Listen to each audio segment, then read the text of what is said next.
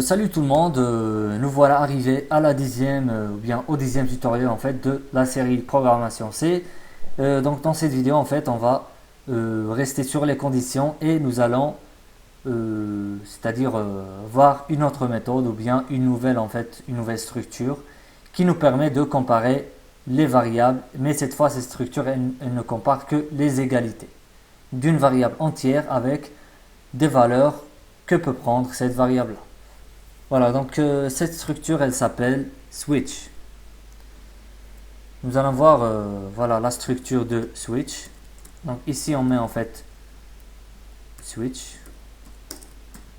Entre ces deux parenthèses, on met la variable qu'on veut comparer.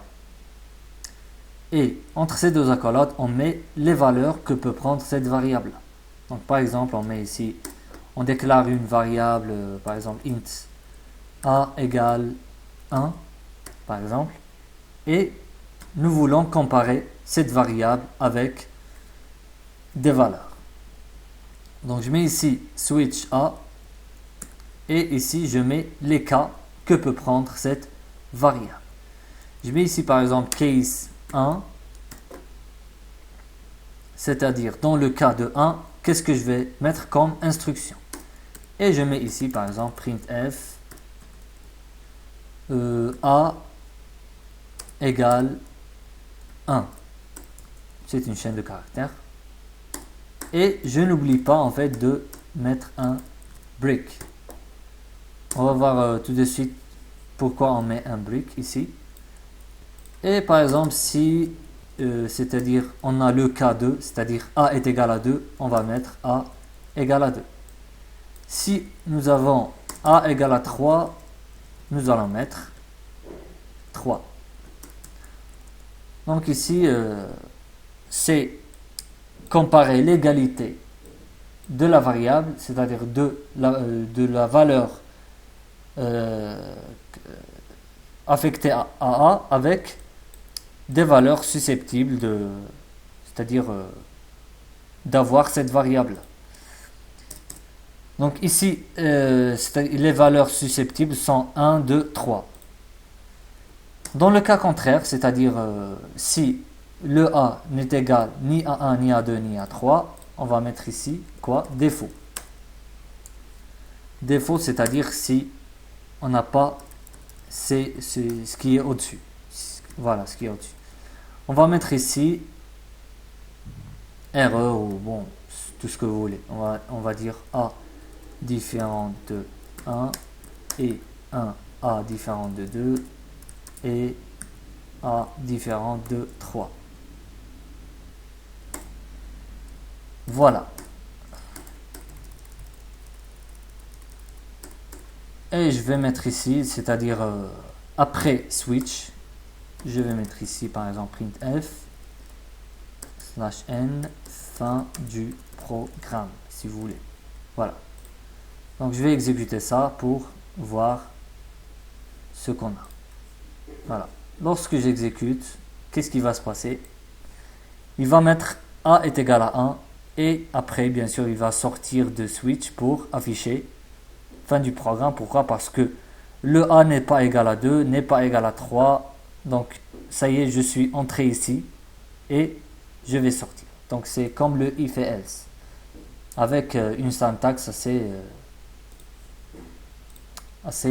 bien claire, si vous voulez. Donc, si je mets bien sûr A est égal à 2, c'est-à-dire si je change de la valeur de la variable, il va me mettre A égale à 2, etc., etc. Mais pourquoi en fait j'ai mis un break ici? Break, ça veut dire c'est comme une cassure ou bien une coupure du programme ou bien des instructions. Si je mets pas break, qu'est-ce qui va se passer? Si par exemple je mets un break ici et supposons que ma variable elle est égale à 1. Donc ici j'ai mis un commentaire, donc il ne va pas prendre en considération cette ligne. Qu'est-ce qui va se passer? C'est comme si en fait j'ai supprimé break. Qu'est-ce qui va se passer ici? Quand vous le voyez ici, il va mettre A égale à 1 et ensuite il va continuer à exécuter les autres instructions, même si j'ai mis ici case 2. Donc il va pas comparer plusieurs fois, il va comparer qu'une seule fois. Dès c'est-à-dire dès qu'il a trouvé la valeur égale à la valeur que cette variable prend, il va entrer et il va exécuter les instructions jusqu'à trouver break. C'est-à-dire ici, il a affiché a est égal à 1 et il va continuer.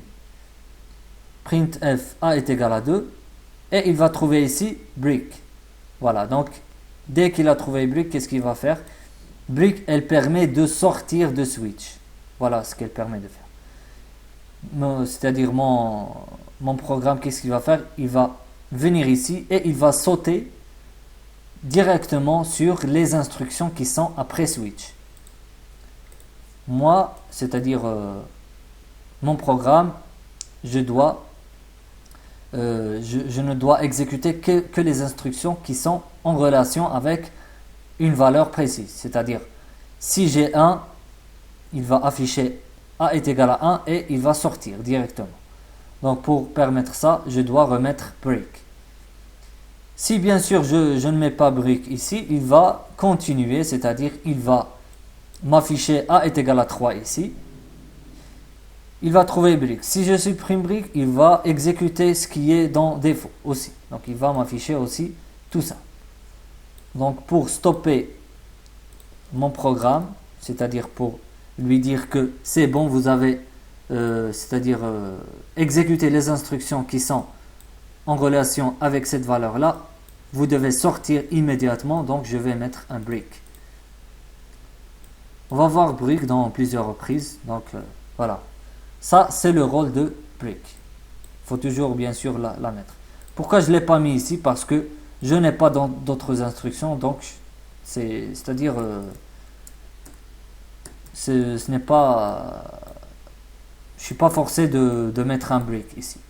C'est pas nécessaire. Puisque ça y est, dès qu'il a affiché ça, il va sortir. Il n'y a pas d'autres instructions qui viennent après. Voilà. Donc si je mets ici par exemple a est égal à 0, qu'est-ce qui va se passer? Eh bien, il va me dire a n'est pas égal à 1, n'est pas égal à 2, n'est pas égal à 3. Ça veut dire il a sauté toutes ces conditions-là pour arriver à défaut. Voilà, donc c'est la structure générale. C'est un simple programme qui permet d'utiliser Switch.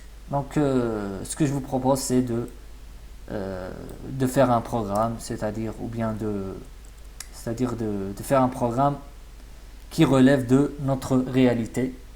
Voilà, donc puisque je suis fan du football, donc je vais mettre un programme qui est en relation avec le football. Voilà. Donc je vais mettre ici par exemple un programme qui permet de faire un vote sur le meilleur joueur que vous préférez pour cette année, votre joueur préféré pour cette année si vous voulez. Donc voilà, donc je vais mettre un petit vote qui permet aux utilisateurs de voter. Premièrement, bien sûr, je vais afficher les messages nécessaires pour l'utilisateur pour que je lui donne, c'est-à-dire je lui renseigne sur ce qu'il doit faire. Donc je vais mettre ici voter pour votre meilleur joueur de l'année. Je retourne à la ligne et je mets, je vais écrire ici par exemple 1 et je mets le nom du joueur. Bien sûr, je vais mettre par exemple Cristiano Ronaldo par exemple. Je saute à la ligne qui vient après, à la ligne suivante. Je mets par exemple 2, je mets Messi. Pour 3 par exemple, je mets Ibrahimovic. Bon, ce sont les 3 joueurs les plus connus, si vous voulez. Voilà, donc dès que ce message est apparu sur votre console, qu'est-ce qu'il nous reste à faire? Il nous reste à donner à l'utilisateur un espace où il doit saisir soit 1, soit 2, soit 3. Voilà. Donc je vais ici, par exemple, je vais déclarer la variable et je vais l'appeler choix. C'est une variable entière. Je mets ici un scanf, bien sûr, pour permettre à l'utilisateur de choisir. Je vais mettre ici un pourcentage D. Alors, adresse choix pour saisir le choix. Et ici, il nous reste à comparer ce choix-là pour savoir quel est, c'est-à-dire quel vote a saisi notre utilisateur. Je mets ici un switch. Bien sûr, choix. On va comparer le choix. Et je mets ici case 1. Je mets ici, par exemple, vous avez voté pour CR7, si vous voulez, parce que c'est trop long comme nom. Voilà. Case 2, je mets vous avez voté pour Messi, si vous voulez. Case 3, je vais dire vous avez voté pour Ibra.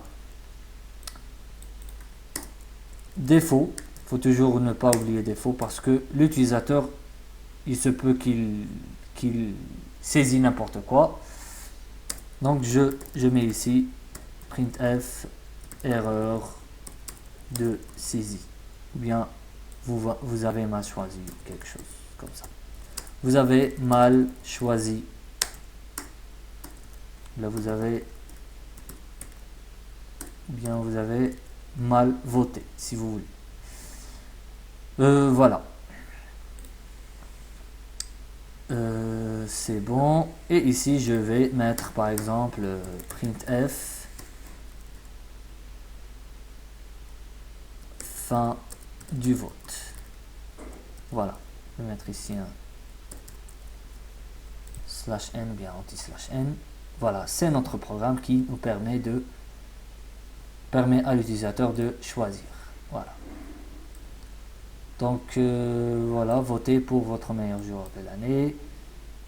1 pour Cristiano Ronaldo, 2 pour Messi, 3 pour Ibrahimovic. Je mets par exemple 2. Il va me dire vous avez voté pour Messi. Fin du vote.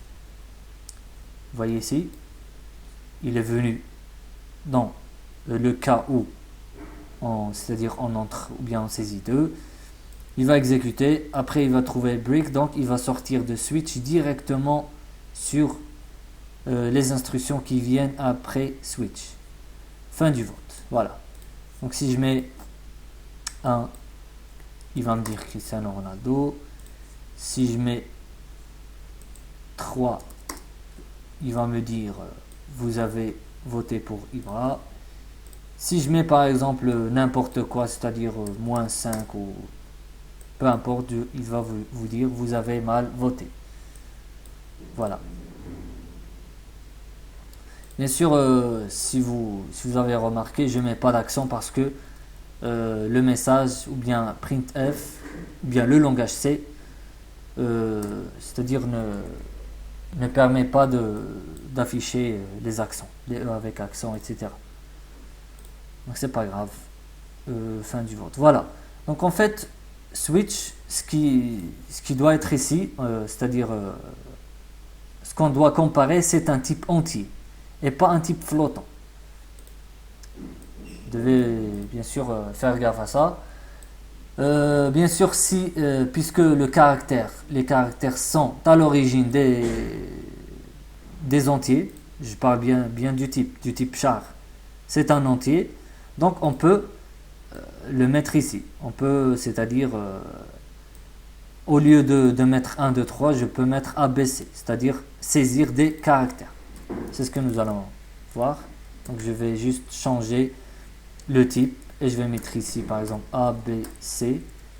Le choix, bien sûr, dans ce cas je vais mettre pourcentage C, et ici à la place des entiers je vais mettre les caractères. Voilà. Donc A, B et C. Voilà, donc c'est le même programme avec les caractères. Pourquoi je mets bien sûr le A entre les apostrophes? C'est pour distinguer, c'est-à-dire pour distinguer en fait, ou bien pour différencier entre les caractères, c'est-à-dire les alphabets et les noms des variables. Parce que si je mets comme ça par exemple A, mon analyseur va confondre le A avec les noms des variables. Parce que je peux mettre ici int A. C'est-à-dire ce A qui est ici, il va le confondre avec les noms qu'on peut donner aux variables. Alors que moi, je parle bien sûr des caractères ou bien des alphabets que je dois comparer. Donc c'est pour cela que je mets le caractère, je le mets toujours entre des deux apostrophes, comme vous le voyez. Voilà, donc si je tente bien sûr d'exécuter, qu'est-ce qui va se passer? Je mets par exemple C, il va me dire vous avez voté pour Ibra, etc. etc. Donc c'est la comparaison des caractères ici. Vous avez voté pour Messi, etc. Bien sûr, c'est-à-dire ce programme, vous pouvez le faire avec des if et else. Vous pouvez bien sûr faire if choix égal à 1, else if choix égal à B, etc. Mais il est préférable dans ces cas, bien dans ce genre de problème, d'utiliser switch. Voilà, donc les switches sont utilisés dans plusieurs cas. Vous avez vu ici le cas d'un vote, ou bien le cas d'un menu, par exemple un menu de plat, etc. Si vous voulez un plat donné, c'est-à-dire vous appuyez ou bien vous saisissez un, etc. etc. Donc le switch il est utilisé dans plusieurs domaines aussi, dans plusieurs programmes. Voilà, donc je crois que c'est bon pour cette vidéo et on a terminé avec les conditions. Bien sûr, nous allons voir, nous allons utiliser tout ce que nous avons vu, c'est-à-dire dans les vidéos précédentes, dans les vidéos qui viennent, bien sûr. Voilà, donc je vous dis à très très bientôt. J'espère que cette vidéo vous a plu. À plus tard.